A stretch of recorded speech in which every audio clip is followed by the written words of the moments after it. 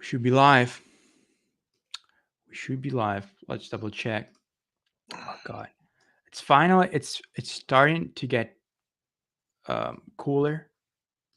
Yeah, Yeah. man. We've had thunderstorms, man. Yeah, I mean it's like we always get thunderstorm in the summer. We are live for sure. Yeah, I mean it's yeah, yeah. We There live, we we're go. live. Awesome guys. Good to see you. As usual, let us know in the chat if you can hear us, see us, our beautiful, pretty handsome faces. Speak for yourself. I don't know Oh, if come on. Come I've on. got the charming good looks as you do, Barrett. Oh god. Good videos though. I've enjoyed the content you've been putting out recently, man. Appreciate that. It's Yeah. been good I to know watch, I know man. I know you only watch them for the memes, be honest. The memes definitely make it more interesting.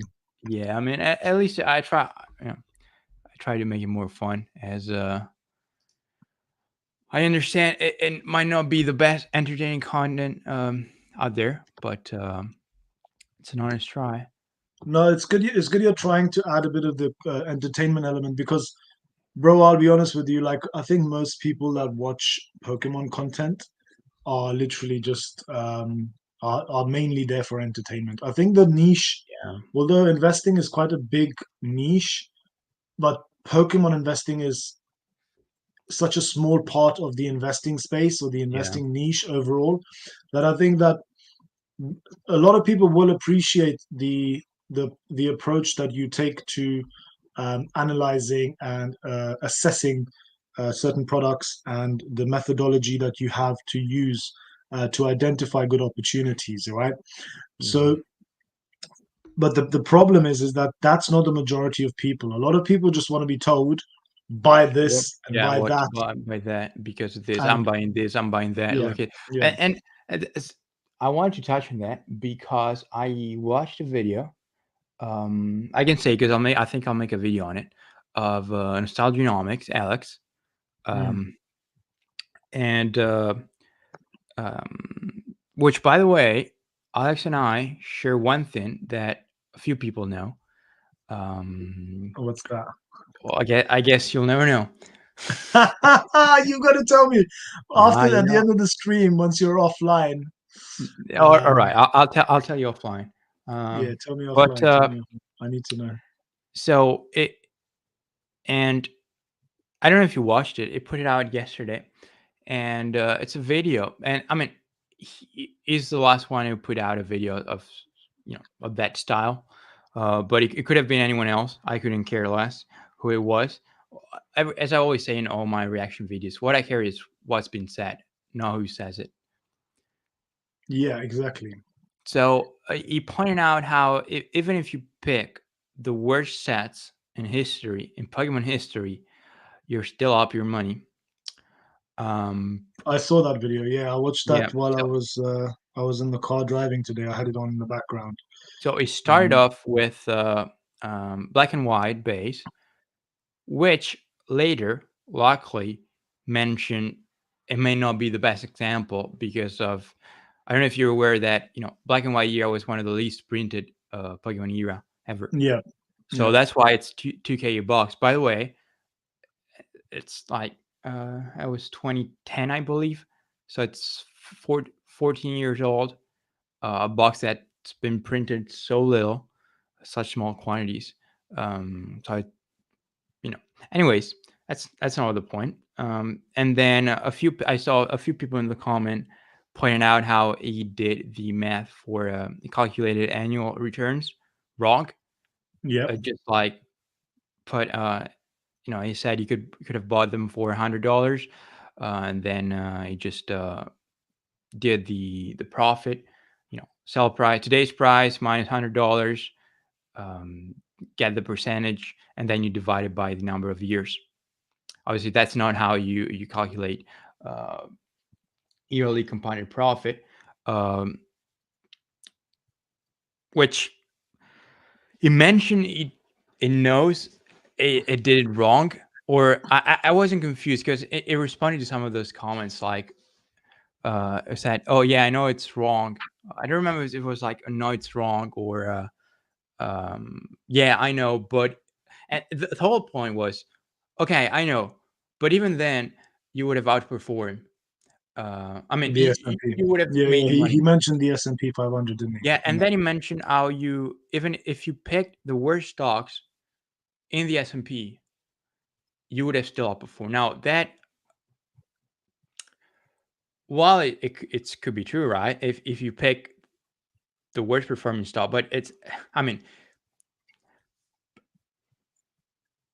it's the worst because after X years, it performed that way. If in the last 10 years it lost whatever percentage, it's worse because it happened. Yeah. So it doesn't really make that much sense.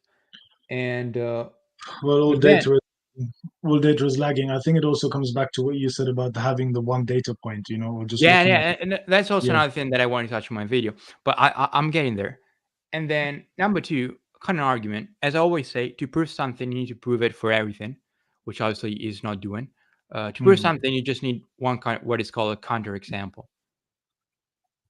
So let's say you go back in time, you pick one of the best performing stocks, Intel. And I try to share my screen. It's a bit tricky here. I wish I could, but I'll show you in the video. If you were to pick Intel, if you were to buy Intel up till 2000, it was a straight up chart. So you could have thought, oh, that's the best performing stock in the market. It's gone up thousands of percentage. It's gonna happen again. yeah. 2000 till now, it's down. So over 20 years, it's down. So, and that's the whole point of the video. The fact those booster boxes have done well in the past. If you're trying to say it could happen again, yes, it could happen again. Will it happen again? Nobody knows. But you got to Mm, say, I mean, what I don't like is, don't, you know, when you're trying to be misleading, so you only show one side of the coin.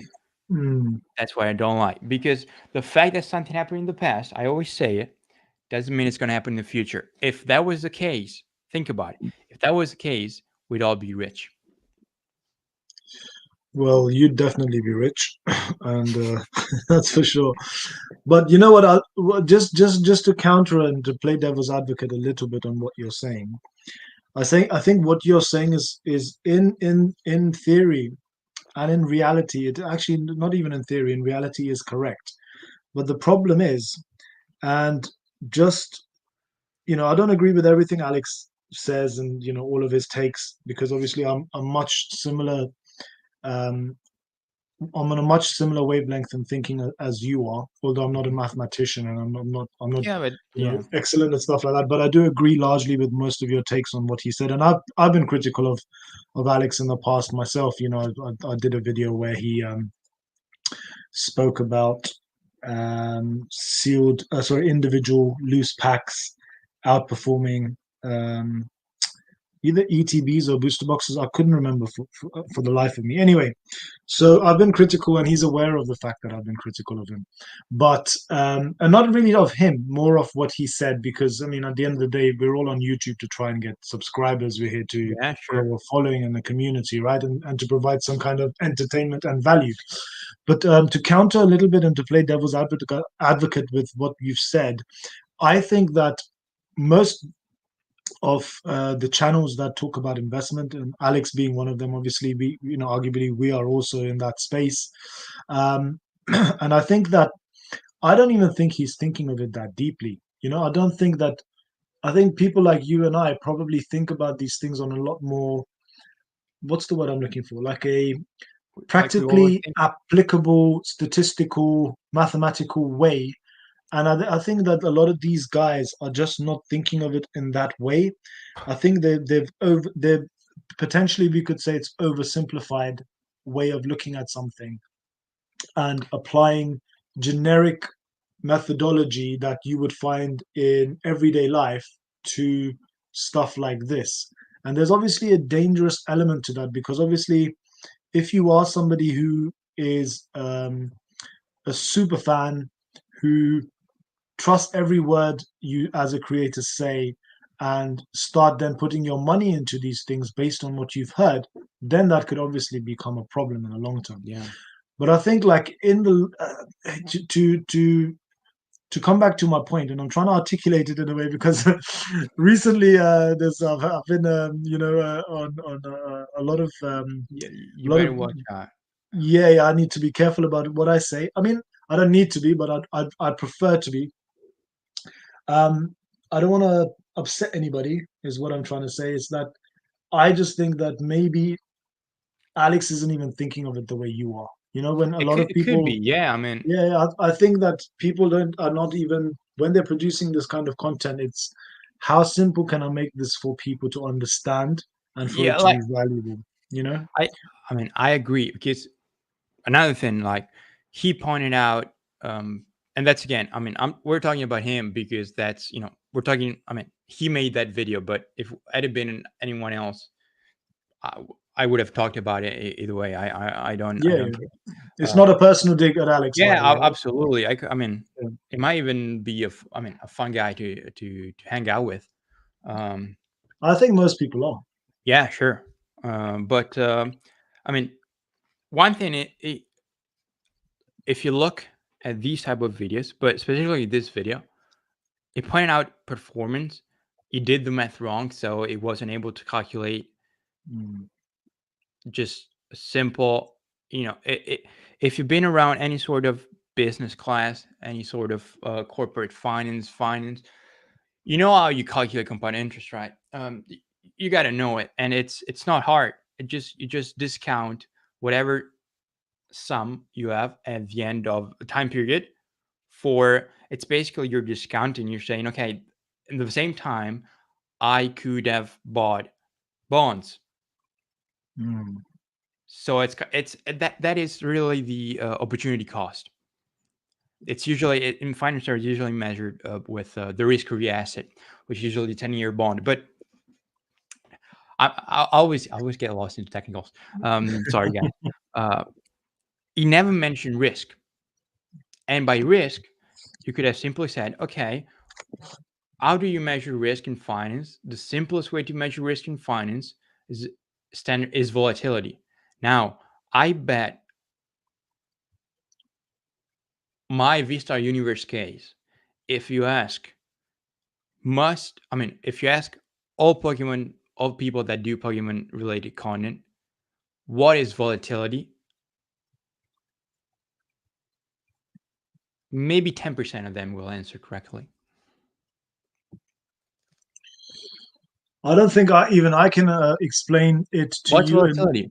in Pokemon terms what volatility is. I think volatility to me um, just implies what level of deviation you can have from the standard, like whatever the mean is, like how how far up and down it can go between a consistent point. Um, I'm assuming that's the closest I can get to explaining volatility. Well, I think the standard definition, if you ask most people, they'd be like, it's how far up and down something can yeah. go, how high it can get, and then how quickly it can drop, etc., etc. But I think it's more than that. But why don't you tell us, Barrett? Because Well, obviously it you're the math man. volatility is just a fancy word finance guys, 6'5", blue eyes guys use for standard deviation. Yeah, it's standard So at deviation. this point, you may ask, well, what's standard deviation? Mm, And I'll say, well, it's the square root of variance. So at this point, you may ask, what's variance? And mm, that's when we get to the core. So variance is basically, as you said, so let's say, in English, it's how much something moves to the mean. It's uh, mm, and you can call the mean the average. It's fine. In mathematical terms, it's not correct, but you can call that how much it moves from the average. So usually you look at volatility in terms of returns, never of price. If you're looking volatility in terms of price, you better do something else. Just mm. quit what you're doing. Don't do it. Um, So that's usually a measure of risk. Why no one talks about risk? Well, because you don't have the data. Yeah, you don't have the data. Yeah. But is it fair talking about returns when you don't talk about risk? Mm. No. And that's another question. But again, Well, the main point is, and I don't think it takes, I think it takes common sense. If something happened in the past, it doesn't mean it's going to happen in the future. Now, I think there's also not only mathematical reasons why it could happen and not happen, but I think if you, I'm not an expert, but I think if you go into, behavioral economics, that could be a case. Like, if everyone, my thinking is, if everyone thinks it's happened in the past, it's going to happen again, then everyone will buy and it's going to make it happen again. Which to some degree, I think it works. I'm not going to lie, right? no, I agree. I agree with you. It's almost like a self-fulfilling prophecy at that point. But Yeah, and exactly. and that I think that comes more down to sentiment, which really is a very subjective. Is a Yeah, non. It's a non-objective. It's a non tangible way of us getting to that point of something in the future performing the same as something in the past did. But it's almost as if the reason why it does that is because people are under the impression that because Sword and Shield did that, and those sets in Sword and Shield did that, then surely the same will happen to Scarlet and Violet. So what we will do is we will do the same with Scarlet and Violet and start buying up these sets, and then that has the same effect that you have perceived to already have happened with Sword and Shield to now happen with Scarlet and Violet, and so on and so forth going into the future.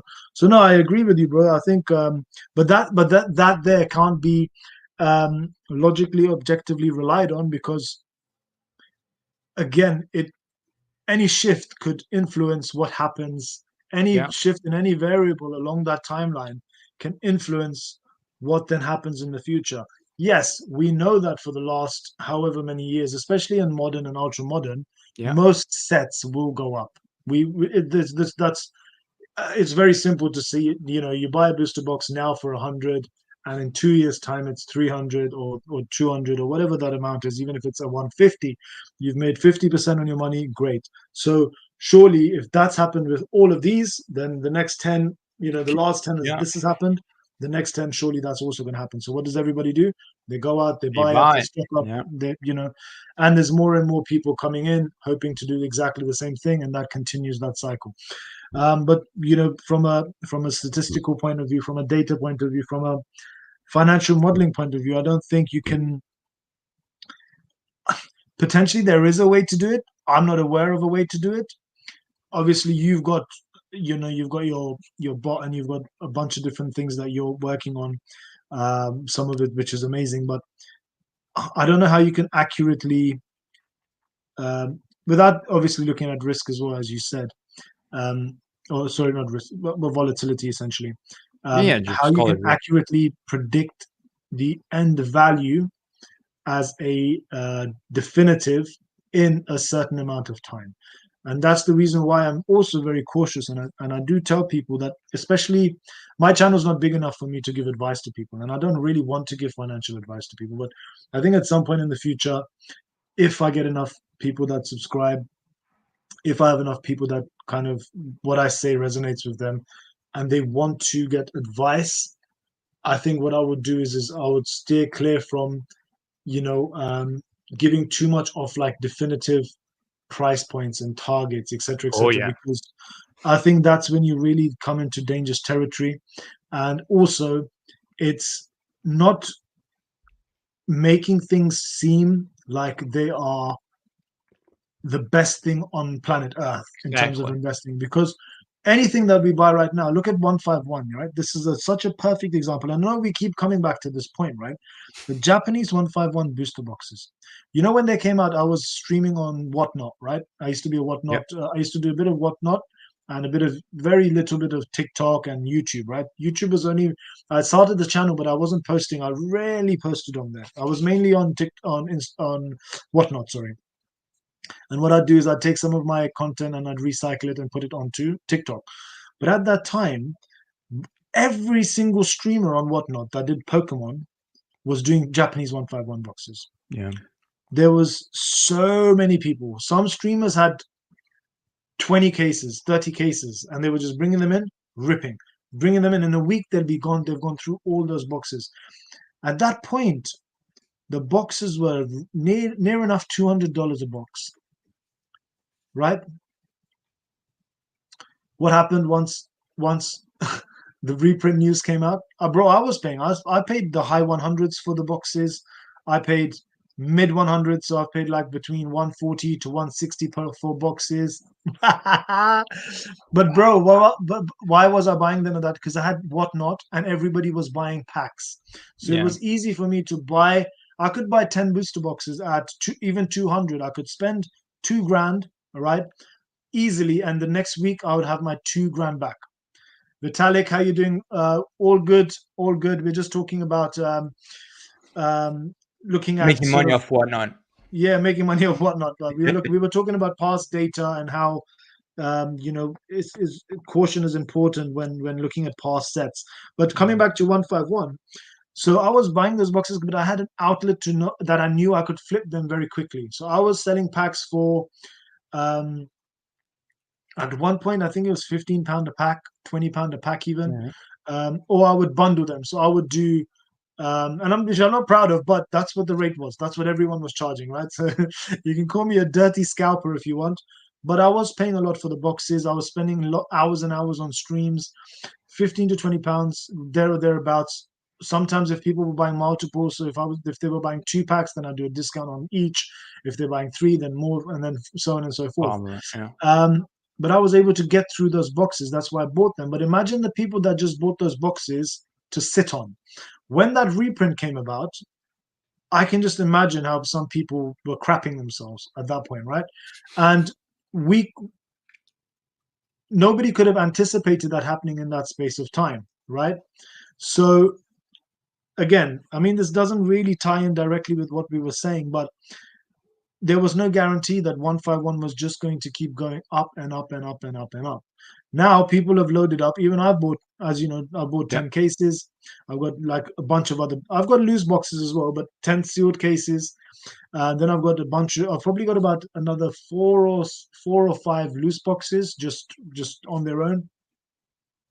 Yeah, about four or five of them. I've got two without the seal in Right. Yeah. storage, which I'll probably use for content. Then I've got two with seal that are in my that are also in my storage, but they're like in cases, so they're like for display purposes. So that's something I'll just have for display. Um, but bro, to be honest, like if more and more reprints come, then they can keep going down. Like Yeah. I bought those now, and I feel like I bought them at a good price. I think I Yeah. bought them at, I didn't buy them at the lowest point, but within I would say about a 10-15% off the bottom of the market. And I didn't want to miss out because I could see these cases were being offered, and then you'd contact if you were too late to contact people back that had access to the cases, Yeah. they'd be They'd be like, even gone. if Yeah. you left it a few hours, you'd come back and they'd be like, it's gone. So for me, I just bit the bullet there. But there were points where, like, even now, I'm thinking, if they decide to do something just before Christmas, what does that do to the value of those cases? Do you see what I'm saying? Or what's if they do something early next year? Because I've heard rumors. Now, I don't know how true those rumors are, but I mean, obviously, rumors are just rumors at the end of the day. But what happens if they now come out with more reprints prior to the holiday season, which was not far? I mean, Halloween's around the corner, and then you've got Thanksgiving, you've got Yeah. Christmas. They might do something prior to that, and then Well, I've I also heard potentially in the new year. yeah. Uh. Well, I don't know how much they care about like strictly U.S. holidays. Um. But I don't really care. I think, well, it doesn't but I affect me because I live in England. I mean, yeah. maybe some of my followers, I think a large majority of my audience is American. I Yeah. I would mean, say around 70% is American, and the rest made up yeah. of No. Canada. US. yeah, I mean, I don't know how much, the fact that you got Thanksgiving, so Black Friday as well, and then Halloween. Yeah, I don't know how much Pokemon Japan would care about that. That's what I meant. Yeah, But I don't know. I maybe for don't know. Christmas, but I don't think Japanese celebrate Christmas that much. Anyways, I even if a reprint was to come at the price point you bought them at, I'll be chill. And what you said is important, right? You said that you contacted the guy for the cases, matter of hours, they'd be gone. I talked about in a video. One thing that I had to learn with being in the hobby, seeing things happening, Mm. demand far more important than supply. Yeah. Even and we're seeing it. I mean, we're literally seeing it with Japanese 1.1. They printed the shit out of it, and it touched a, a low point. We don't know if it's going to be the bottom. It touched a low. It lasted for what, a week, two, and then it bounced. Yeah, man. And that was actually a scary time for me as well And, because, and like I've bought stuff from these people before, um, but I had to send the money before I even got the product. So that was, it wasn't a straightforward handoff. Anyway, sorry, I'm yeah, digressing from your point. You were like cooking, you were cooking. right now in the EU, you cannot find them for less than 90 euros Mm, before shipping. mm. So it's like what, maybe 75 pounds, 70, Yeah, yeah, around you'd 75. Let me say, check. and that would be about $100. Yeah, about Um, $100. but Japanese is always more expensive in the EU because the US has lower sales tax, VAT. They call it sales tax. Yeah. So what did you say? 90 euros, right? Yeah, no What's lower what's than 90. what's shipping on Card Market Well, if you were to? it really depends on, let's say, if you find it from the like large sellers, so like stores, Yeah. it's usually about maybe 10, 15 euros for up to 2 kilos. So let's just say it's a 10 euros. So you're in at 100. So that's Yeah, 85 pounds, 84.49, 84.50. yeah, So yeah, it's bounced quite a lot since, what are yeah, we yeah, talking, like 30%, maybe more? yeah. Yeah, it's probably A- 30 to 40% and up. then there's the whole speculation: is it ran out, or are people hoarding? You know what the funny thing is? Nobody's going to believe me, but you know, You bought it all. no, no, no, no, no. I wish I was the Japanese um, collector version of Rudy for the Pokemon space. Yeah, that'd be sick. I wish I could have warehouses, but I had an inclination about the hoarding a while back because one of my good friends, he also loves Japanese product, right? So Hmm. I've had there's a bunch of different reasons for why I started looking at Japanese. One is that I've got a few friends outside of YouTube who also like Pokemon, but they like Japanese product. And for me, for many years, I was like, what's why Japanese product? Like you can't even read the cards and all of this stuff, right? And it was basically my ignorance, not having opened enough boxes and cases. And we're talking about a few years ago now. This is not just Okay. we're not talking about a few months ago, but we're talking like when we had Dark Phantasma coming, and then we had VMAX Climax and stuff like that. So around Okay. that time, I really started looking at Japanese product because my mates were like, "Bro, do you realize the artwork is sick in these sets? Like most of these sets, like you'll have two Japanese sets will make up like one English set, and you can actually select. The one So, you say want. for instance, from an English set, you like X amount of cards, or you like this, these, and this. You might only need to buy one of those Japanese boxes rather than having to buy an entire booster box of that. So they were like, give it a chance, give it a go. So I ripped open a few Dark Phantasma boxes, pulled a couple of really nice CHR cards. I started ripping open VMAX Climax. I didn't open a lot of VMAX Climax, maybe one or two, definitely one booster box, and then I might have bought a bunch of loose packs, which again I didn't realize until later on that buying loose Japanese packs is not a good idea. Um, and then VMAX Climax as well. So when I was on Whatnot, I was doing a lot of VMAX Climax. So just before, um, not VMAX Climax, V Star Universe, sorry. So Yeah. just bro, the amount of V Star Universe boxes I've been through in Japanese is crazy. So I was doing a bunch of 151. I've sold tons, and V Star Universe I was also selling tons. But when I started on Whatnot, it was like a few months before 151 dropped. Yeah, so there was obviously V. I had a bunch of V Star there because it was cheaper to get the boxes. It was you could charge a higher premium on packs compared to Hmm. English. But this is how I got into the whole Japanese side. And when 151, when I was doing the whatnot stuff, right, and these booster boxes were um, being offered. So now, obviously, I was buying them initially. I was buying them on eBay, and I was speaking to other friends that had contacts in Tokyo. So I've got a friend of mine who actually lives in Tokyo. He's a Hmm. family friend, extended family friend, right? Who I've known for 20 years. So he's very very happy to help out with receiving product, with grabbing product, etc. etc. He'd say to me, bro, like there are 151 booster boxes in like the retail the normal shops like the LGS equivalents, but there's none in the Pokemon Center, right?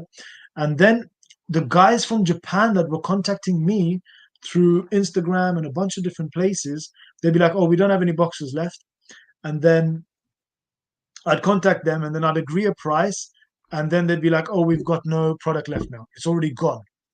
Bearing in mind there was no product already, I've been told there's not any product. We've only got a limited amount, but we can offer it to you at this price. So I'd say, okay, no problem. Um, give me half an hour, give me an hour, I'll come back to you because I need to make sure I have the funds cash available because normally you're sending it via Wise or you're sending it via PayPal, a bunch of different ways. And they want, if you're doing a GNS, if you're doing goods and services, they're going to charge you the extra Yeah. 5%, et cetera, right? So I'd contact them back, they say it's gone. And then I'd be like, oh, it's not worth it. I'm not buying it at more than 200 a box. And then like literally the next day they'd be like, oh, we've got another eight boxes. Would you want them? But this time it's going to be more. So it's almost as if they were, I don't know for sure, but it's almost as if they were playing me all that time. And not just me, because there was hundreds of people on Whatnot doing it.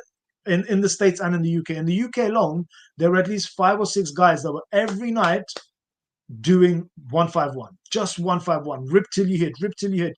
And rip till you hit would be like you pay £30 and we rip as many packs. I never did rip till you hits. There's a few other guys that did, we're talking guys that had hundreds and hundreds of boxes, and they were doing like rip till you hit for 24 or started at 30, then it went all the way down to about £24, and it was until you hit an IR card, or until you hit like an SIR card, and then that's it. Um, but it was almost as if they were holding back the product and then coming back to you and saying, oh, it's available now. Oh, Yeah. I it's mean, available now. But at this time, it's at a bigger price because we don't have the stock. But somehow magically, every time they didn't have stock, a day or two later, they would contact you, say, we've got more stock. So where's the stock coming from? Are Pokemon drip feeding you? Are the distributors drip feeding you 10 boxes at a time or 20 boxes at a time? I don't know. But the way it was done and managed, because I was buying enough and I knew enough people that were buying it, it seemed almost as if these lot had a stacked ton, a shit yeah. ton of boxes sitting in a warehouse or in a store, and then they were just slowly feeding them out at the highest price that they could, but making it almost seem as if, now this is just conspiracy, but it was all seeming almost as if they are trying to basically slowly up that price, up the price, up the price, and then obviously people that like me who were streaming, who were ripping, were happy to pay the premium. And a Yeah. lot of people Yeah. were paying the premium. So in my head, as much as it sounds as a conspiracy theory, I truly believe that to a large degree, a lot of the big sellers, and maybe even some of the smaller sellers, the resellers in Japan, they were hoarding the Yeah. boxes and creating this almost artificial scarcity. Because look, they know they can grab us by the I mean, the balls and say, listen, we've got the boxes. If you want them, I don't want to get you demonetized, by the way. So I'm not going to use any. I won't drop any f bombs. Don't worry. But it's almost as if they had you grabbed and said, "Look, listen, we don't have them today, but let me you. I will let you know tomorrow." And they know you need the product. And then the next day it was like, "Oh yeah, we've got them now. So this is the Yeah, price. If you want to pay, yeah, this is the price." And I think that really caused that to go up. But I yeah. don't know how we got to this point. I don't know. We just went off on a massive tangent there. I mean, Barrett, you can tell me to shut up if I talk too much. It's fine. no, you're right. You're right. That's what you're here for. Um, but I mean, if you sell something, you keep on selling it. Why would you not make it more expensive? Why would you not up the price? If people are buying it, yeah, I mean, look, that's how the market is created, right? And I've been told, I follow a guy that mainly does Yu-Gi-Oh, as a collector. Okay, I don't know if you ever. His name is Strictly Sealed. I have come across his videos. Yeah. Yeah, I have come So across his videos. Yeah. so he mentioned that in Japanese stores they'd be like they'd have singles, right? You know, they all have singles on the walls. Um, as soon as they sell one, there's one behind with a higher price. It's already it's already has the price tag. It's higher than the one you just bought. It's already set up. Yeah, and if they're So doing it with the singles, then surely they could have been doing it with boxes. yeah, I mean they just but it makes like we talk supply and demand all the time. It's something if there's demand for something, as you buy it, supply diminishes. You can charge more. Yeah. Well, supply appears to have diminished. I No, mean, but it's true. It's like, look, and that's how the market is made, right? Because at the end of the day, if you're offering the product at a higher price because you're telling the people that are buying it that there's no product available, and everybody else is also doing the same thing. So everybody, all the other sellers in the space are also following the same protocol, and people are happy to pay. Well, they're not happy to, but they're having to pay more. Why would you not? You would do. I would do that, bro. If I had like my entire collection, I don't know if I'll ever sell it. The idea is that I will sell it, and ideally, I'd like to scale out and then buy other things, and maybe I'd reinvest some of that money into newer product or other things that are exciting, that's going to be coming in the future. But um, if you're spending the money and people are happily paying for it, then if I was offloading my own collection, of course I would try to get the max value I can get out of that whatever it is I'm selling, whether that's a booster box, whether that's graded slabs, if that's singles, if it's my loose pack collections. Well, not yeah, loose. Most packs I've got a sleeved boosters, but whatever product we're talking about here, I'm going to try and get the max value out. And if somebody's happy to pay, if I've got somebody offering me 1,000 for a box, a case of Paldea, but then I've got somebody else offering me 1,200, I'm going to sell it to the guy offering me 1,200, of course. So yeah, it's just going to happen, man. It's just going to happen on yeah. But and by the way, a. You're a gone. bit one thing I wanted to say earlier. Speaking of your friends and Japanese cards, let's be honest, Japanese boxes look so much cooler than English. Yeah, bro. The box artwork is so much cooler. Even just um on the specialty sets. So like the smaller, Yeah, the high yeah, class like sets. I said. The on the high class sets, they really just the V Star box is amazing. Even the Yeah, VMAX Climax box, the Dark yeah, Phantasma box, bro, they're and all like and unbelievable artwork, man. as I wanted to get something to display, and I can't display booster boxes because I don't really have the space. I would need to install something as well as I told you it's a really humid place where I live, and Mm, I don't want to display like high end singles that I have because they're worth a lot of money and they get damage with yeah, yeah, of course. sun, humidity, so on and so forth. I'm thinking about starting with Sword and Shield, Mm. Just get a pack of every set and just do it for Soul and Shield, frame it, hang it on the wall. A Do it for pack of every set. yeah, and then just frame them Mm. and just hang. But I don't know if I want to do it with Japan. I mean, I want to do it with Japanese because I think the artwork is cooler, and then you don't have the art set. Like, Do you want to display it just for display purposes, or because those are the cards you like and you've bought them and now you want to show them?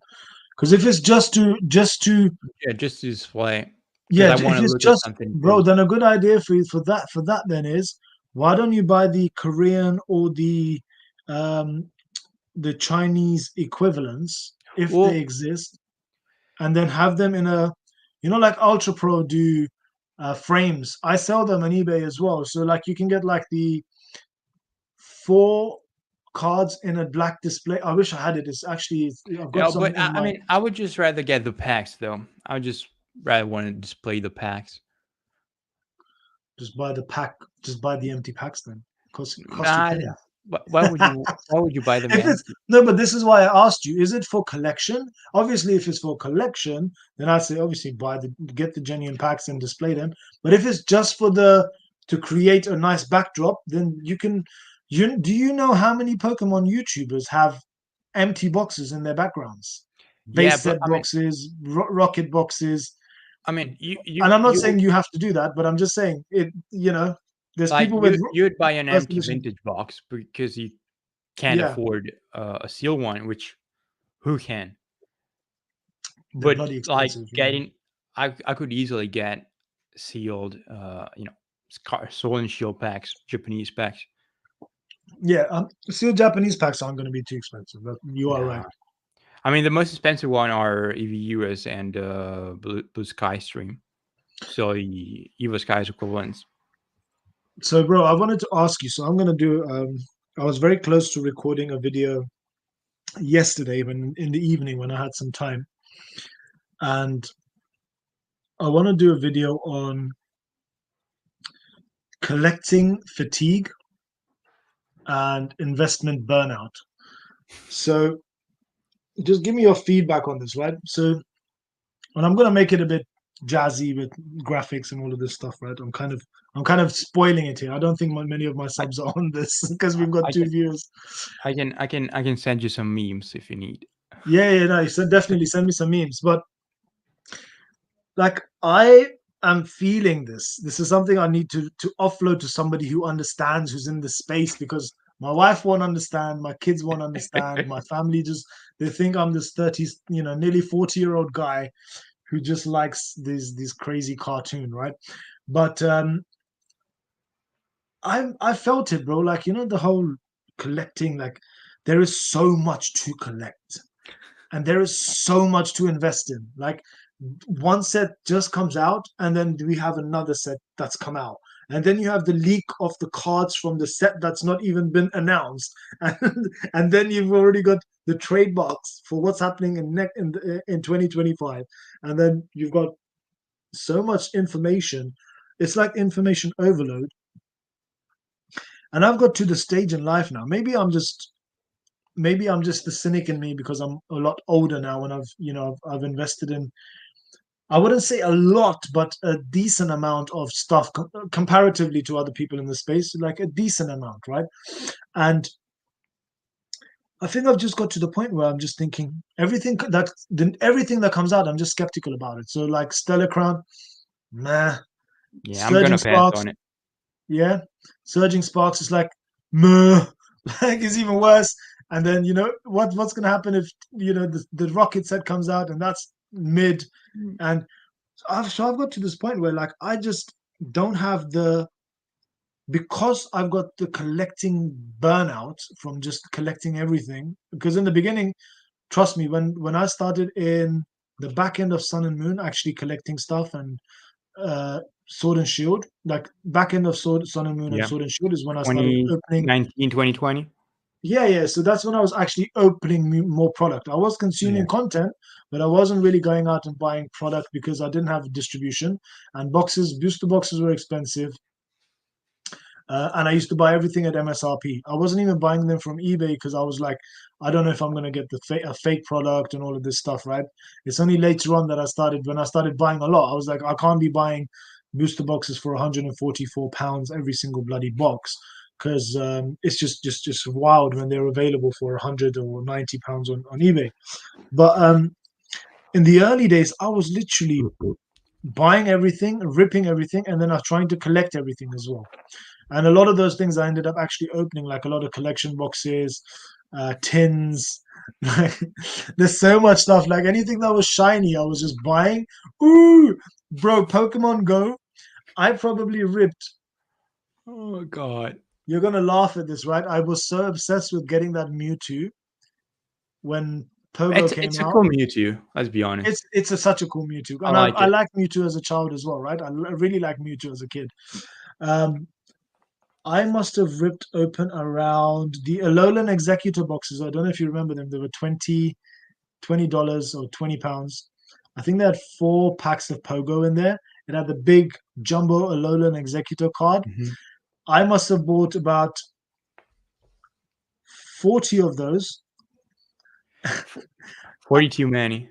Yeah, way too many. And then that doesn't include all of the um they had the other boxes with the trainers in them. So they had the trainer at the front, and then had I think 10 packs, 5 on each side.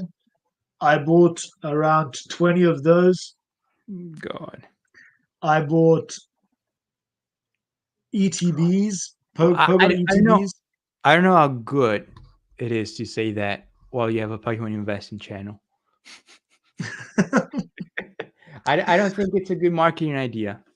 No, it's not. But bro, like the thing is this, right? I had to go through that to learn a lot of things, a lot of lessons that I didn't because remember I was consuming content, but I wasn't really consuming like a lot of investment content. The only investment content was like a little bit of Sean Pokevault. So he used to talk about grading Yeah. cards and stuff. You know, he talked a little bit about sealed investing, but not so much about like the booster boxes and all this. He did talk about that, but a lot of it was how to grade cards, how cards go up in value and stuff, right? But I didn't really care. I was just like just buying, ripping, buying, ripping, buying, ripping until I pulled that Mewtwo. But anyway, to come back to my point, I got there was a point in Sword and Shield where after and I was buying Evolving Skies boxes from Smith's Toy Superstore. You could buy them from the toy stores like for £140. I ripped 2 boxes back to back, pulled nothing. Then I was opening Fusion Strike. I opened a bunch of Chilling Rain. I opened quite a few Chilling Rain boxes, more than I'd opened of that. Um, but it got to a point where I had bought so much and stored so much away that I was like, I am done. I am done with this, and that's okay. And the reason I'm saying this is because anybody that is watching now, or anybody that will watch this video in the future, you absolutely do not have to buy Buy everything. every Yeah. single thing. And also, the other point is that if you miss the opportunity, now the reason I was mentioned Evolving Skies is I went and bought 2 boxes back to back, ripped them open, right? So I spent around £280 on 2 boxes. Those 2 boxes now would be worth well over 1,000. All right. Now hindsight's 2020. I never knew that Evolving Skies was going to go up that high. I just wanted to open it because I love opening packs. At that point, I was obsessed with opening packs, and it wasn't even for the Umbreon. I just liked the set. I thought there was a lot of really decent cards in there. There was a lot of evolution cards in there, a lot of different artwork styles that I hadn't seen before. And yeah, I just opened it because I wanted to open it. And the point I'm making is that had I known, then I probably wouldn't have opened them. But I missed out on Evolving Skies in the sense that I don't have cases and cases of it. If I'd known, then obviously, if you had known, if I'd known back then, we would have borrowed money. We would have sold our own shit to. I would have sold anything and everything to buy as many cases of Evolving Skies as I could then, right? I know something's coming. I know you're going to say something mad, but let me just finish on this point. The point I'm trying to make is that I missed out on Evolving Skies. I have Evolving Skies boxes. Of course, I've got a few just stacked away, right? But I wish I had 10 cases. I wish I had 10 cases of Evolving rather than 151. I'll be honest with you. Because where they are now, in terms of today's value, I would have been up massively on those boxes compared to what I am right now on 151. Okay, the different timelines. But the point is, it's okay that I missed out on Revolving Skies. Yeah, it's okay. Because what happened? 151 came around and it was at a good price. And I got in on 151. And for those people that have missed out on 151, there'll be something after. Yeah, sure. Yeah, and there'll always be something else. So I think, just with regards to the sphere of always missing out, and you're going to get fatigued. You're going to get fed up if you have to buy cases of everything, especially if you don't have the money for it. Like there's some people buying stuff on credit cards. They're literally people taking, you know, a lot of people buy stuff on credit cards and they think, oh, I'll spend 200-300 euros, 200-300 pounds on this. I'll pay it back next month. But then something else comes out and then they've got to buy that as well. And then something else comes out, then they've got to buy that as well. And then what you do is, yeah, you've got these products which are going up in value, which hopefully will go up in value. But then you've also got all of this interest to pay on this credit card, which is negating the value you're gaining on that investment. You know, so I think it's just important to just understand, guys, whoever's watching this today, tomorrow, at any point in the future, it's Yesterday. oh yeah, it's definitely today, but in the future as well, because look, guy, bro, everything we put on the internet's gonna be here forever. Like once it's Yeah. here, it's here. But I just want people to understand and know that you absolutely are okay if you Yeah. don't buy everything. And it's absolutely okay to miss out on opportunities because there will always, always, always There'll be be another one. Yeah. something else. Exactly. And at that point, come in, buy a box, buy a couple of boxes, buy a case if you can afford it, and enjoy. I think that's the main part of it all because yes, of course, we want to make money. That's why we like to call it investing. But also, don't make it your life because some people are so obsessed with Pokemon. Pokemon is great. It's lovely. It's amazing. It is fun. There you make some good friends. Like I've met Barrett through Pokemon. We talk. We get on really really well. I've Yep. got a friend in you. We relate on so many things with regards to investing, and so there's that element. But it's not. Some people will say Pokemon is life, but really and truly, there's more to life than just Obviously, Pokemon, right? yeah. Yeah, there's so much more to it. So, some opportunities will go by Yeah. and don't sweat over it, man. And, There's and always going to be the next best thing. I mean, I kind of talked about it in my last video where I said I ran out of money, and that makes me optimize the money I've left, as well as makes me think, okay, soon could be time to sell some boxes that are in the green to Mm, fund for more should they yeah, come. Now, as I said, I also understood, to be fair, I'd rather have just Japanese 151, Vista Universe, and I'm talking about the price of I bought them at. I bought 151 for 69 euros shipped, and 69 euros. Yeah. I can show you it was 69. I swear. You timed it. You timed it to be 69. Um, and I You got saw them at 69. You're like, I need to do this because that. this That's will be a it. good meme. Um, and I bought six, so I spent 400 and something euros. You bought Um, 69 at 69. I should have. Oh And god. then I got the Vista Universe case for 1,350 euros shipped, That's which 20 is boxes, right? which is That's not bad. 69. It should be 69 as well, because I remember 1,350 divided by. Yeah, I think it should be close to 69 because I remember now. I think it was 69 too. Now that actually should be a science in itself. To be fair, I made a video predicting 69.69% growth as well. Do you remember? yeah, On it's gonna happen. So on 3-pack blisters. Was that the one you messaged me on? I can't remember. But anyway, carry no. on, carry So the point is, I'd rather have only those two. Like half and half than all the boxes I have now, because I think it's better to get into good sets. Now, you're gonna have to carry potentially a higher risk because you're not diversifying. Mm, But if it plays out, you're taking home larger gains. So it's personal. You gotta accept the risk for potential that you don't know if it's gonna be there. You don't know if they're actually gonna do as well as you predict. But that's investing. So now some people preach buy one of everything. Not everyone has unlimited money. Now you may say, okay, mm. well, there's 3-pack blisters, there's ETBs. That's shit. Um, I mean, with all respect, Thanks, Barrett.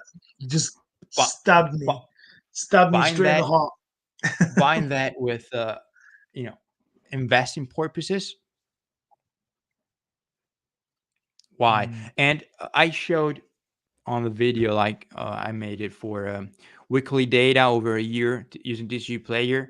I took also Sword and Shield sets. Booster boxes outperform when it comes to returns. When you actually mm, also consider risk, so I use volatility as a measure of risk. mm. I think I don't remember exactly booster boxes win. Don't remember if all of them outperform, but still booster boxes.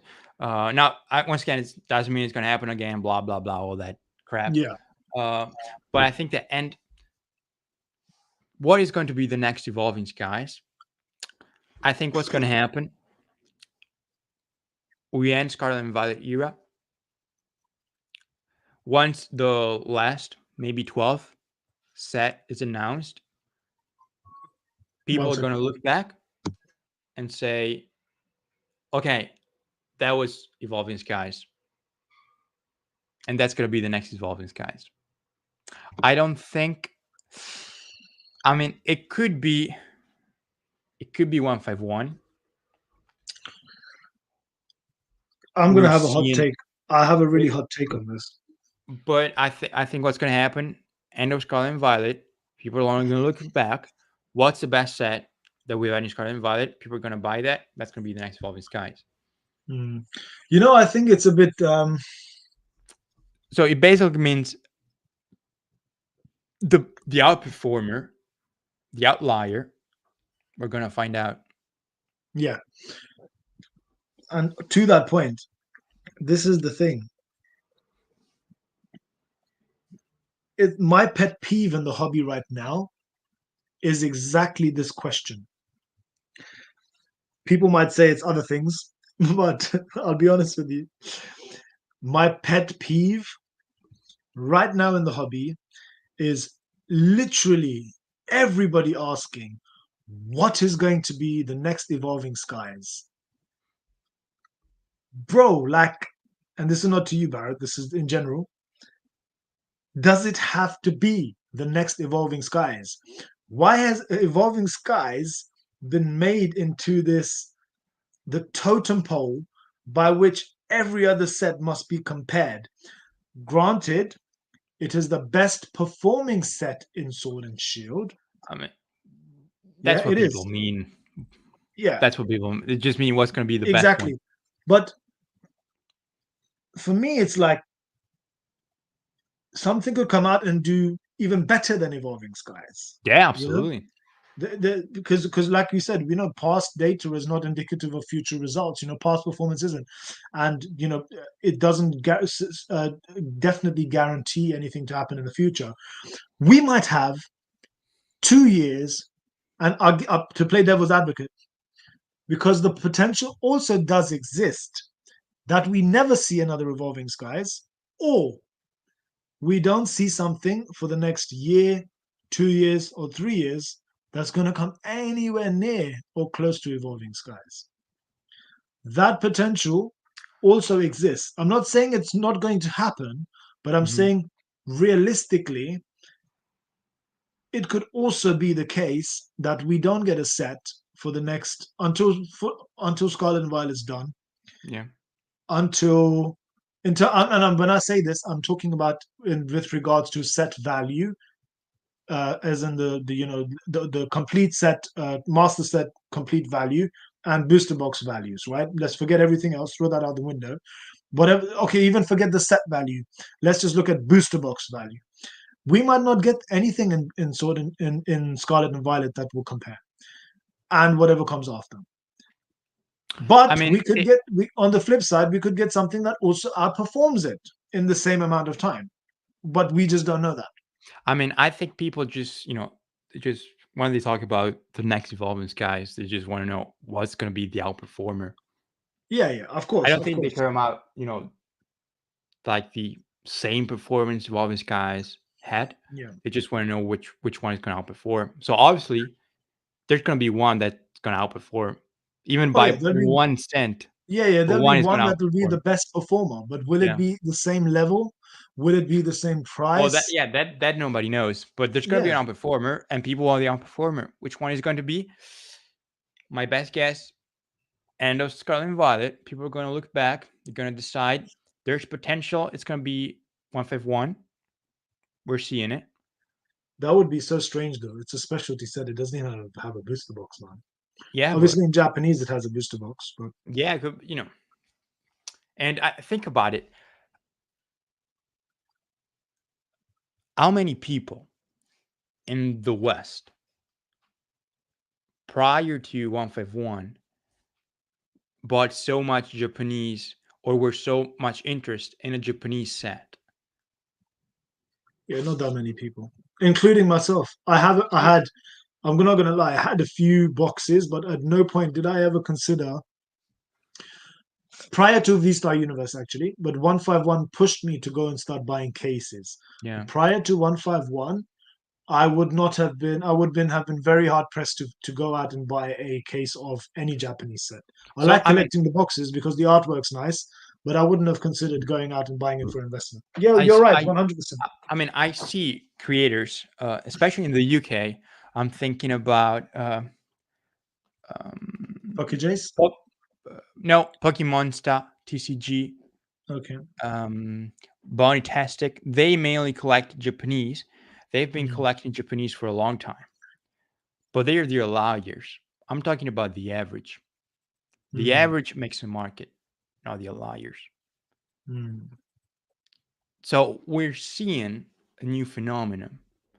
We're seeing people being interested. So this could be the game changer, but we're not seeing it. We're not realizing it. Mm. So I'm guessing 151 so far. If you think about it, let's be honest. Scarlet and Violet, the best set, which Well, doesn't mean your favorite set. It means the best one, the one that has been performing the best and people like the most. 151. yeah, hands down, 100% hands down. Paldea, why do the people like Paldea? Because it's old. It's a bit old. I think there's some speculation on a reprint or not. So in fear of not getting a reprint, people are buying. That drives price higher. Um, and then it's a good set. I do It's like Paldea though. Let me stop you there.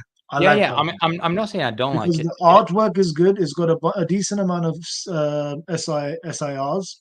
Yeah, It's got a decent amount good of pull rates, IRs. Pull rates are especially for IRs, are same as Paradox, so they're the toughest in the old yeah, yeah, SMV era. yeah, yeah. For SIRs are actually not that bad. Like Yeah. they're easier than they start to get harder with Paradox. So as Paradox, yeah, Rule 4. definitely changed. Yeah. Um, so it's a good set, but is it a great set? Mm. And the Chase is a Mod card, which is an IR. Um, but I think the pull rate, it might be close. Pull rates for an IR and the SR in pull, yeah, they could be pretty close. So that would Yeah. also make sense why it's so expensive. I Mm. love the Mod card. Don't get me wrong. Had it been an SIR, it would be at least $300 Mm. just because of the texture. Um, but I don't think it's you know I don't think people are going to look back and at SNV and think about, oh, Scarlet and Violet fully evolved. They're going to be, oh, Scarlet and Violet 151.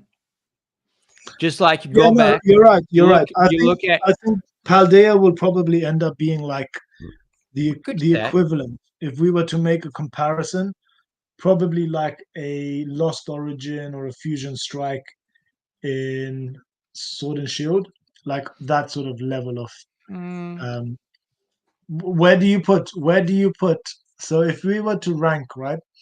So you yeah, take in Sword and Shield, the outlier is obviously the outperformer in all of this is US Evo guys. Skies. Yeah. Who do you put in second and third?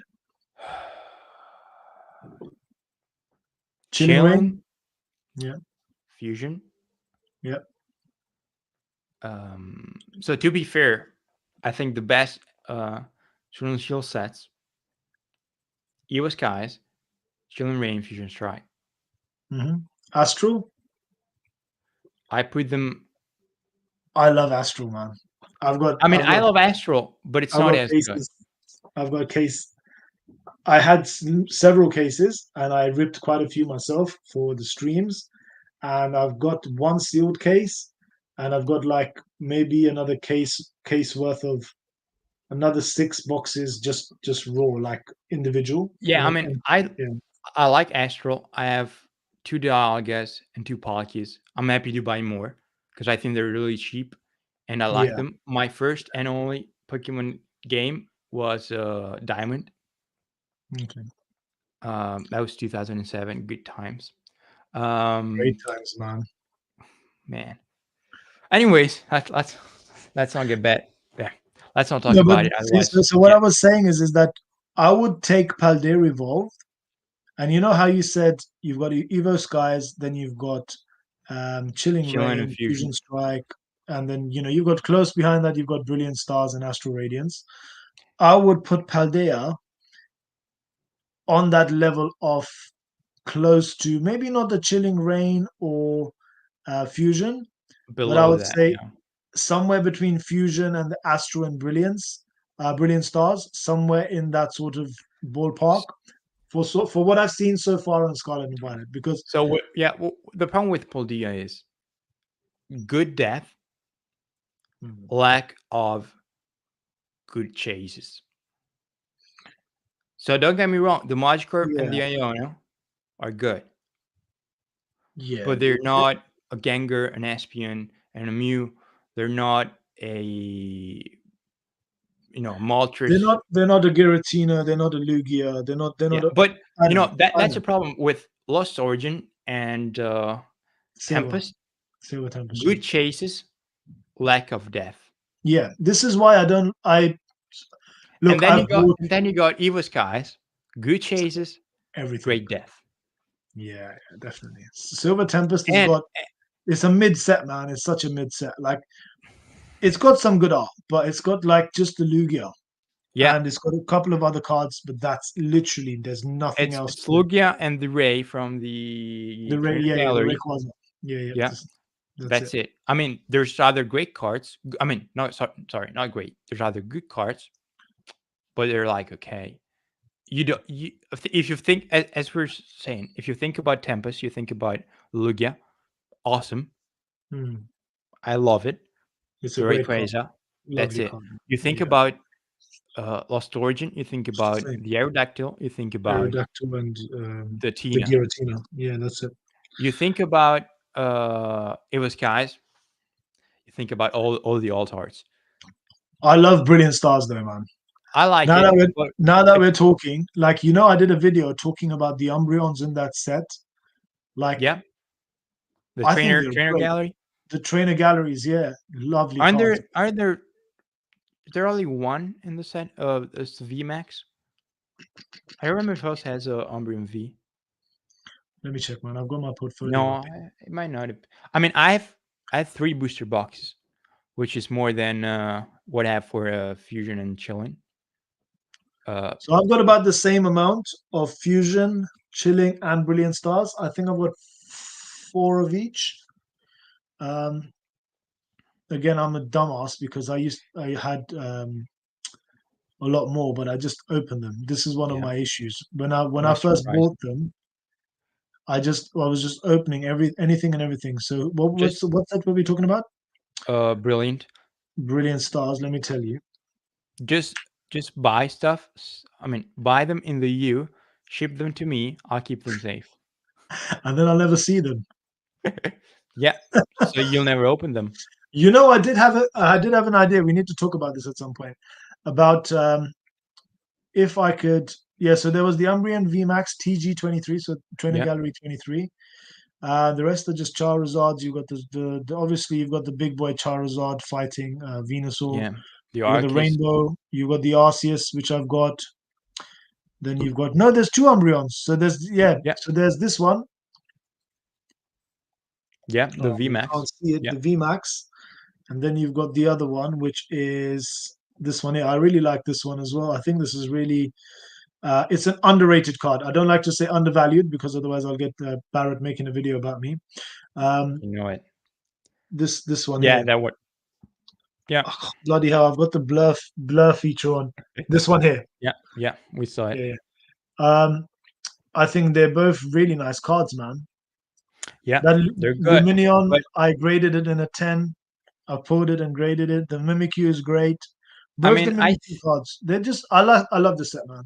I think brilliant is better than Tempest when it comes Even to death. even the legendary birds. You've got Yeah, yeah. the gold cards. I've got all three. I pulled all three from the boxes I'd opened. Yeah, man. I think it's a good And set, man. It's got good the depth. the rainbow art in brilliant is pretty expensive. Yeah, my son pulled that. He pulled that in a box. Um, one of the boxes I opened. Like I said to you, I'm a dumbass. I just was opening so much Sword and Shield. So Zach was with me one time and he just pulled Zard, the rainbow. He went absolutely ballistic. Now I wish I was doing YouTube back then because that would have been a great video. But yeah, I think that rainbow. In fact, actually, it's a weird one. Like I don't know about because I don't know how much you look at the data on a day-to-day basis, but I'm the kind of investor that doesn't look at things on a daily, weekly, even monthly basis. So like for me, like even if you ask me what are like the top chase cards in every set, I would have to go and do the research. So if I do a video, I will normally go and do the research. I'm not constantly looking for the next best thing and like trying to find out the set and everything. Like I said in the last stream, I sit back now because I've had this fatigue and I've had this burnout of just buying everything and trying to collect everything and being a completionist that now I just take a back seat and I think, do you know what? If I miss the opportunity, I miss it. The worst case, I'll just pick up a booster box and add it to my Yeah. collection. You know, but I don't really even keep an eye on all the chases. What are the SIRs? What are the IRs? As and when the information becomes available, when I come across it, or if I'm doing a video, then I will check them. But I don't check the values on a weekly basis. I wouldn't even be able to tell you like how much some cards are worth today compared to what they were a month ago until I go and actually look at the data and start looking at checking it. Because I'm more of a passive investor, right? The Yeah. opportunity becomes available. I can buy it at distro at a good price, I'll buy it. Or I can't buy it at a good price and I just leave it until I can. And if I can't, then I'll just leave it. And I'll just go out and buy one box, put it into the collection, done. Just because I can say that I have it. But there's a lot of these cards, like I think in Sword and Shield, that I still think are really, really like really decent cards. And rainbow rare cards. I just think a lot of the rainbow cards in the mid sort of Sword and Shield sets, I really like them. I don't know. Some people absolutely hate the rainbow cards. Um, I just think they're pretty cool. I Yeah, think I they're think I think I, some are pretty cool. I'm thinking about the Aerodactyl in Lost yeah, Origin. I'm yeah, thinking about the Arceus and the Zard from Brilliant. yeah, yeah. And even the gold versions. Yeah, the gold versions. Even I don't know why some people really they crap on the gold Yeah. cards. I think it is a little bit of a gimmick. I won't deny it. It's a bit of gimmick. Let's just slap a Pokemon on a gold card and everybody's gonna go ooh shiny object syndrome. I need to get that.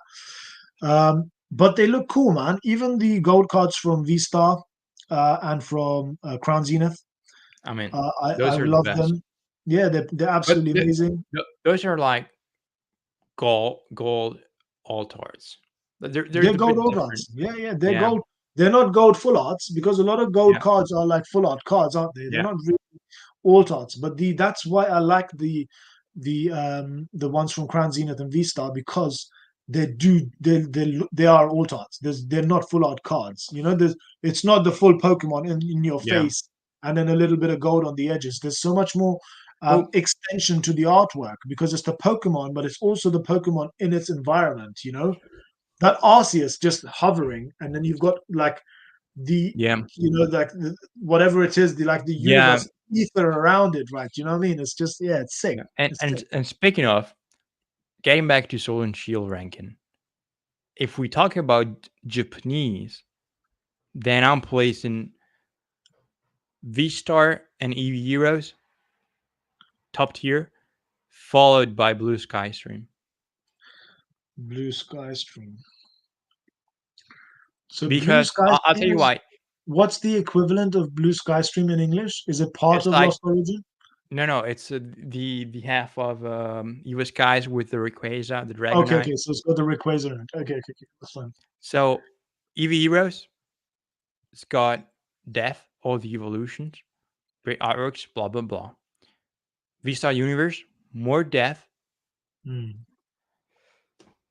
and I think it comes down to taste on the artworks. I mean, if you ask me, V-Star Universe is better than EV Heroes, but time will prove me wrong or right. But after all, how much is a? It's like $300 ish a box of EV Heroes, Yeah, they're and around it has last 30 time I checked. packs. Yeah. 30 packs. Yeah, it must be 30 because it's a main it's a main So it's set. about 10-ish euros dollars a pack, and V-Star Universe is at 7. It's getting there. Mm, mm. So yeah, that. eh, How would you rank? How would you rank Scarlet and Violet? How would I rank Scarlet and Violet so far? Okay, Let's start from the bottom. I'll start from the bottom. Yeah, one second. Let me just pull I'll it out. say my bottom, and then I'll let you go. Okay, go on. Obsidian. Obsidian. Obsidian. Yeah.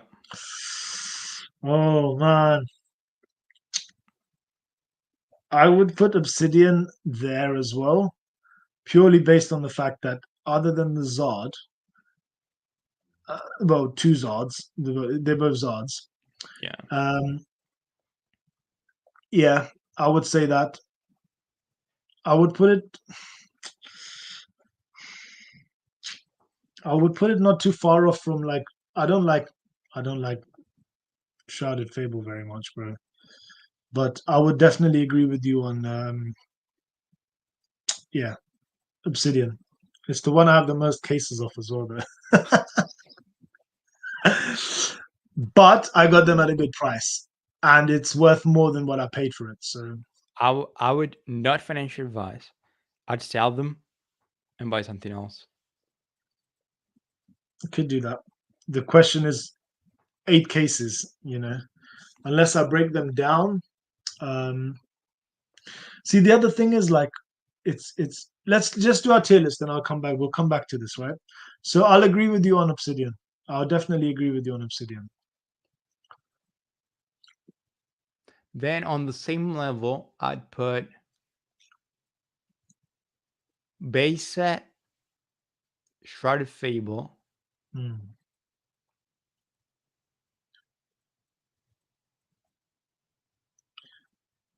Yeah, base set and Shrouded Fable. I'll put Shrouded.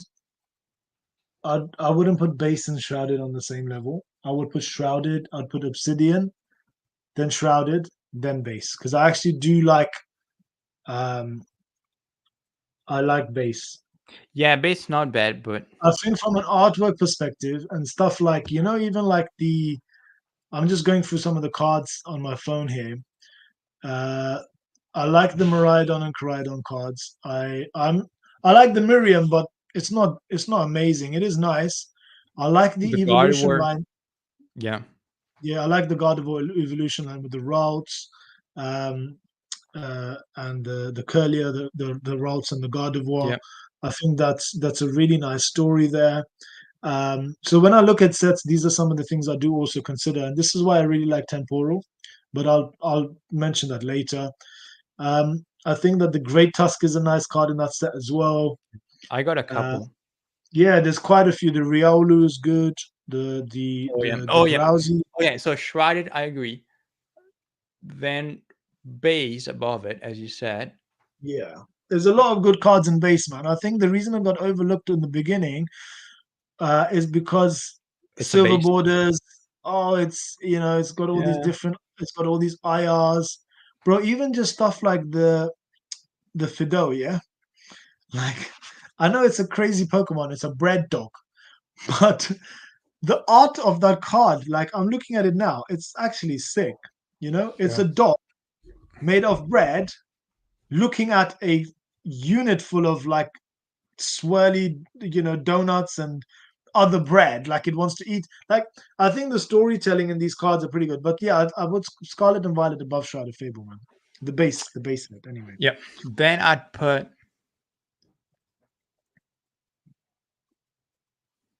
Hmm,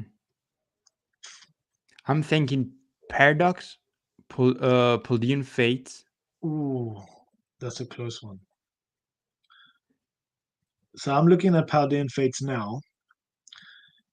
It's got the Bubble Mew, it's got the Charizard EX, Yeah. it's got the Gardevoir, it's got the Iono, And then the then it's got the Shiny Vault, hasn't yeah, the it? Or the shiny, Shiny Rares. Yeah, it's got the baby Pikachu, shinies. Charmander. Um, and this is going to upset some people, but I'm not a huge fan of the Shiny Vault. I'm not going to lie. I'm not a big fan of it. I mean, if I pulled like a Pikachu, I'd be happy about it. In fact, I have a Pikachu Shiny Vault for the Shiny Rare. Um, Mm, I I I'd just put think it. the artwork's really basic. It's Yeah, just the Pokemon, very basic, and it's got like a shiny. It's in a shiny frame, and yeah, it's I'd just. put it same level as Paradox. Oh, I don't know, man. I don't Because know. think about it, you were I still would put talking about a Paldean lower. Charizard as a chase card. We're talking about a Charizard, a Mew, a Gardevoir, and an Iono.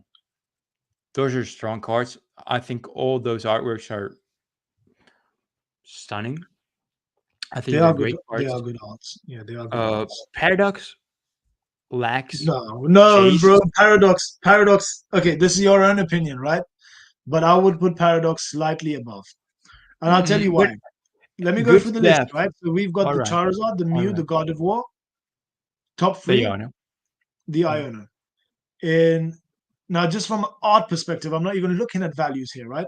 Okay. You got the Roaring Moon EX, you got the Groudon, you got the Iron Valiant EX, you got Altaria EX, you got Goldengo, you got Iron Hands, you got Garchomp, you've got the Tapu Koko, you have got the Steelix, you have the Tulip, which is semi waifu. Yeah. You got the Roaring Moon EX, Sandy Shocks, bro, like the Eveltal illustration rare, and then you've got the gold EXs as well, bro. Like, come on, Paradox is better, in my opinion. In my opinion, I would put Paradox above Paldean Fates. All I right. wasn't a big fan of Paldean Fates. I'll Neither be honest. neither am I, but you got great chase cards. Yeah, no, And the, and the, I the think top it three comes down chasers are to good. The I'm top not a three, four huge fan chasers of are good. baby shinies myself, just like Yeah. you, but they bring some value to it. Mm. Um, But bro, like when you look at Paradox, right? I'm looking at the card list. Look, if oh no, I can't even do it because of this bloody blur function. But bro, there's yeah, so many like IRs, and there's just I'm just flicking, and it just doesn't stop. And it's all very, very. Even the Joltik, the basic IR Joltik in Paradox is a nice card. It's not as nice as the. There's a Joltik in the Stellar Crown set, isn't there? yeah. But even the Joltik, this Joltik, I don't know if you can see it. Mm, no, it's all white. It's the one. It's all white. I can't even show you, Yeah, but The Jotic in this one, Okay, got it. bro. Like it's only a £6 card, $6 or $6 to $7 card, but and that's like All on right. the lower end. The Loud Red, Yeah. there's there's there's All some right. All right. really I'm sold. I'm sold. okay. Pull So pull pull D in and then Paradox. Then comes I'm waiting for you, bro. I would I'm put I'm sure I know what's what. Stellar Crown. No, well, I'd put Stellar Crown maybe below Paradox, actually. Yeah, actually, I'm completely discounting Stellar Crown because Yeah, I forgot about it too. Yeah, I've so completely forgotten about Palladian it because it's so Fate, new. Stellar Crown, Paradox Rift, Paradox Rift. Yeah. and then Then we could probably say, Twilight. I put Twilight. yeah, I would say Twilight because obviously it's got the Greninja, but then other than the Greninja, I don't know. It's got so much value. It's a bunch of waifus, and that's it. Carmine, Perrin. I do like the Perrin. I like the Eevee. Oh yeah, and the Um, Eevee. There's I Infernape, but there's not that much. So I Yeah, put then Twilight. It's got the Teal Mask, Ogre Pawn. It's got the I keep saying Ogre Pawn. It's Ogre Pawn. Yeah, I put The Tatsugiri is cool, but yeah, I think in terms of the Infernape's good as well. The Pinsir is good. There are some good arts, but I would say that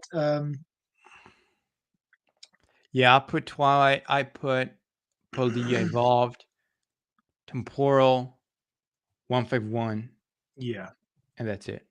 I would put Temporal just below 151. I think Yeah, I love Temporal. I think partly because obviously it's no secret I like Gengar. Obviously, I love Blastoise as well. yeah, Blastoise is already in the 151 set, and I think the yeah. art from all the SIRs, Best one. the work they did on the Blastoise is the best. It's my favorite SIR from the set.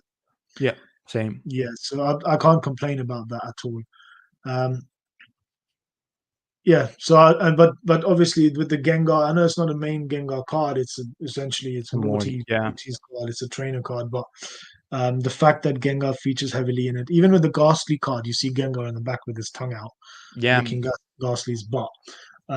That's such a funny artwork, and it's a great card. But yeah, no, I think the depth in temporal as well, and I think also given the fact that the pull rates aren't easy, I think, do you remember on our first stream, I was saying this as well? I actually, as frustrating as it is, I like sets that have got the they've got a really good chase, but also it's not easy to just pull that card. This Yeah. was the problem with Obsidian Flames, right? I opened two boxes and I pulled two Charizards. I literally pulled two Charizards, and then I must have bought. I actually remember buying a few loose packs. You know Mhm. the sleeve booster packs. I must have gone into one of those toy stores and I bought maybe about six blisters or six sleeves, and I was able to pull the Charizard again. Yeah, So it's you like you gotta it was so easy, you gotta stop opening packs more. and it wasn't exciting anymore for me because it's like, how did I just pull this card three times in a week? You know. And I was hoping the pull rates were going to be crap because actually, if the pull rates had been harder on the set for Obsidian, I think it would have potentially. Obviously, the depth isn't there, but I think the set overall Yeah, would have been valued at a higher level if the chases were much more difficult. But they were just so easy, man. It just made it annoying. probable. Yeah, it's possible. I mean, yeah, I like the Charizard too, especially at the price it's at. Can I tell you something, Sure. bro? You see the Iron Crown EX in Temporal? Yeah. I like that more than I like the artwork, right? Just the artwork. I like that more than I like the Moonbrion. Well, it does recall the Moonbrion Yeah, with it's the almost like trees. it's almost like a throwback to the Moonbryon. Yeah. But in terms of the art or something that's similar, I prefer just for the art. I'm not talking about value. I'm not talking about anything. I'm just Yeah. as a fan. Hi Gengar Khan. Um, I like that Iron Crown EX art. Like if I was to pull that, I'd be over the moon. You I know, I mean, really, really like that card a lot. I got three. Just let me know where to ship them. I have to say some nice words about you first, you know, as payment will be received.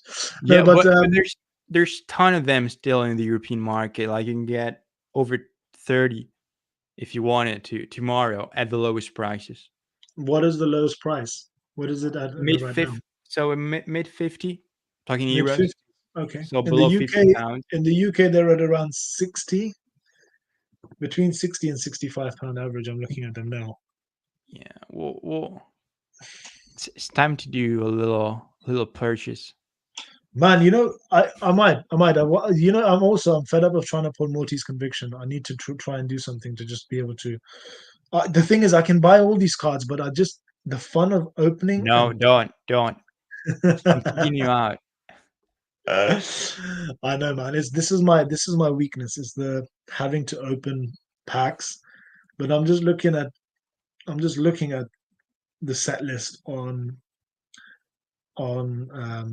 temporal, and it just goes. Mm. The art You know just goes what? You know on what? and So, on. un- if nothing happens, so unless I die in the meanwhile, knocking on wood, Monday it's graduation day. I'm discussing my thesis. Okay. So to celebrate, it's time to open some packs. Yeah, I saw you had you put a poll out, didn't you? Not yet. No, Wasn't me. No, was it? no, maybe I'm getting confused. It could Don't be. worry, ignore me. Yeah, So but on yeah, Monday you're going to be doing a pack break. not on Monday because Monday it's graduation day. Um, but next week, it could be time to celebrate. Open some packs. I don't know what to open. I got a lot of Lost Origin, but like Ooh, I'm not gonna what open. loose or boxes? I got blisters. Oh, you know what? If you were in the US, I would have sent you a box, man. Morty's conviction, Gengar Khan. Yeah, Morty's conviction took me forever, and then pulled two inside a week. Man, congratulations! I'm not jealous at all. You know, I've tried to pull that card so many times. I've probably opened about three or four booster boxes worth of packs, and I've not pulled it. But bro, I want to send you something. When do you graduate? Have Nah, you already graduated? no, it's Monday. Monday's your graduation. So when are you gonna do? You got to do an opening at some point. Yeah. When is that opening going to be? You tell me in advance. I'm going to send you something. And it won't be Nah, anything crazy. No, no, no, no, no, no. It won't be anything crazy. It'll be like maybe Shiny Treasures the Xbox or something. Let's nah. just call it that. It's gonna be more in shipping than the box. No, it's not. Card. Yeah, How much are they on Card Market? Wait, hold on. I don't know. It's 29. It's got. I'm getting them at 29 each. So I Mm, could always ship it to you. It's going to cost me £10. Wait, crazy. hold on. How much are they on Card Market? I'm sure somebody in Italy has them. No. No, Last time I checked, it was best prices for I think Kaunashi, so Dutch Netherlands. I've got to send you something, man. Wait, hold on. Nah, it's all right. It's all good. No worries. No, man. I'll Wait. just open some Lost Origin Why are and you pull gonna love nothing Lost Origin when you can open just Shiny because Treasure EX? I got plenty of Lost Origin. What are you gonna open a box or just have you got loose stuff? No, I just got blisters. I have sealed displays of blisters, one pack blister, because I bought them for so cheap. There's no sellers in Italy that have got the box. No, Got them for so Oh, cheap. there's one. There's one. Mana Nah, 12. it's They gonna be are pretty expensive. no 39.90 euros. What's 39.90? It's bloody nothing. It could be like Hold on. 35. Yeah, that's not a lot, man. Wait, hold on. GBP EUR. So we're looking at 39.90. 39.9. £33, man. £33. Too much. I'll see what the shipping's like. Or actually, do you Yeah. have guys when you buy stuff? How active is eBay on in Italy? Do they have a lot of sellers that sell Pokemon on there? Yeah, but many times like they're cheaper on car market. Um, All right, we'll work something out, bro. I want to send you something, even if it's just nah, some, it's all good. if you're gonna open some packs, even if it's just a few packs, bro. It doesn't matter. If you were in the States, it would have been easy because I've got discount codes with Pokey, and I could have just sent you No, literally, and his prices are really good. So it's like £6 standard track to you ground. It's called USPS yeah, Ground Advantage or something. I think it's just $6 and it's track packaging, postage and packaging. I'll just send you some. It's so easy to send stuff. So what I do with my giveaways, by the way, is I spoke to Brian, and he's like, "Sure, I'll give you a is discount that code 5." Brian? Yeah. Hi, Brian. How you doing? You're right. Yes. So yeah. So on all of the, I can't believe Brian's in the chat. Yeah, Welcome in, neither. Brian. Come on. That's why I Yeah. asked. Is it him? Yeah. So what I Yeah. do with my giveaways is I spoke to Brian and I said he was gracious enough to give me like a 5% discount for like. So what I was doing is like when I was doing giveaways to people in the US, I was buying the packs here or using packs I had, and the pack would cost me. Okay, Brian's everywhere, but Always watching. always Even watching. what time is it? No, it's early morning. It's got to be early morning with Brian. Nebraska should be 7 hours, so it's 1 p.m., almost 2 p.m. Yeah, it's afternoon time for Brian. He's probably Or, smashing out, getting the biceps yeah. looking good. He's actually looking he's looking in supreme condition recently, man. Brian, big up to you, man. You're looking good. And regards to Andrea as well, man. But yeah, so with the giveaways, I was like sending a pack from the UK or like sending like a few packs, and those packs were like costing me like I don't know £3-4 a pack, but then shipping it to the States was costing me like more than the packs, so I couldn't like it wasn't making any sense. I was like for like a basic giveaway it was costing like just 25-30 dollars. So anyway, I reached out to Brian and I said, Brian, can I drop ship the packs from you to all of the people in the States? So he was like, yeah, man, I'll give you a discount code. So he gave me like a discount code so I could save a little bit on the cost of the product, Yeah. which helps me out. And then he also gave me a discount code to just give to my subs if they want to buy anything, $50 or more, and it's a $5 off. And then he'll throw in a free pack as well. But yeah, I was saying if Brian was in in the EU, man, I would have just used them to, or if you're Why? in the US, I could just drop you some. Yeah, just branch out. Use me as your side business in the EU, and just slowly move east, and then we'll even get we'll become the biggest store in Japan too. do you Slowly conquering the east. do you know if Asmodee provide distribution in Europe? Because Mm. obviously I've spoken about this before. I can't get distribution with Asmodee because they want me to buy like first of all I need to have a physical store. And if I don't have a physical store, I need to have like a really, really like crazy online store, which I don't have. I've got three other distributors, but I don't get the best pricing. It's about 98. I think the average price is about So £98 per box, per booster box. I think it distributes to the EU because there's a guy on the Discord that mentioned him. Oh, I know a big distributor is Kels. His Yep, I've heard of from them as well. Denmark. Yep, I've heard of them as well. And But then no, bro, there's a big seller that is Kaunashi from the Netherlands. Kanashi, Uh, yes. he I've heard of that person as well, but it's got I don't like know how the market works in the EU, man. I wish I did because then I could literally just work with you and just get stuff there, especially when it's cheaper. As long as it's English product, I could Yeah, I literally mean, just pick many times some stuff are cheaper, especially with your, the queen's money. I mean, the king's now money. the king's money. It's now king's money. King But yeah, with Charles. a pound, it's even cheaper.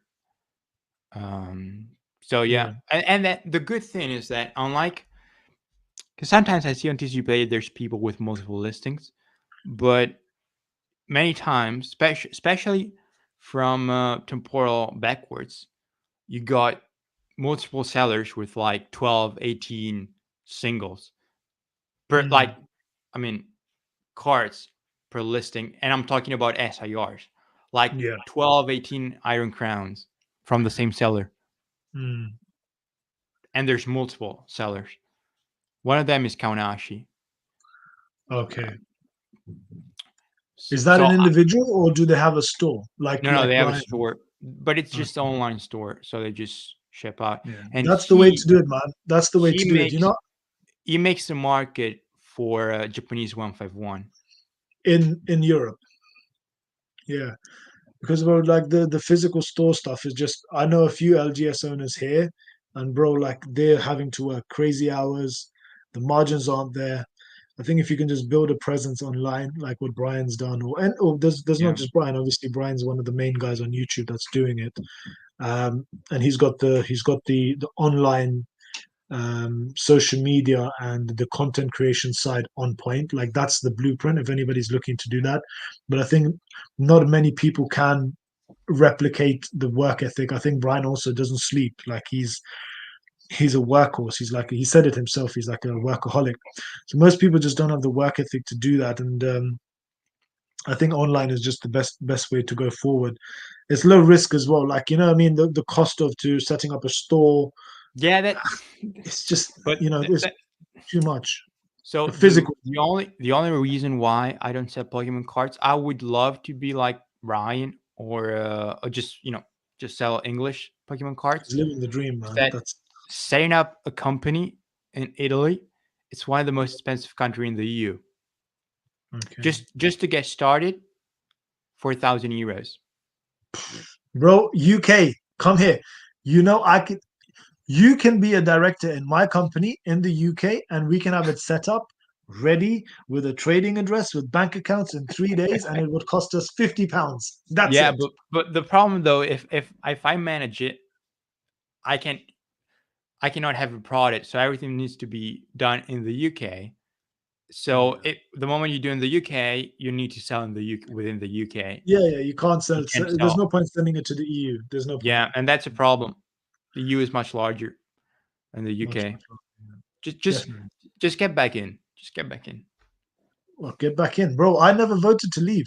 They bloody there was it was ultra right wing propaganda. I mean, I don't want to get into politics here, but there was a lot of misinformation, bro. And I think that I don't want to get into that. By the way, I don't want to That's all your right. channel to be flagged for anything. But there was a lot of things that what I'll do is I'll give you my personal take on it was just to remain because I think that we are heavily reliant on the EU as much as the EU is also to some degree we put into the EU.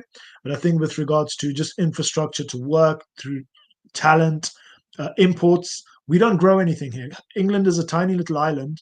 We get very little sunshine. We You don't. you We can't even grow our own tomatoes. We've got to get them you from grow people like you in you grow Italy. clouds. Yeah, no, it's literally, if you look out this morning, it was lightning and thunder and rain.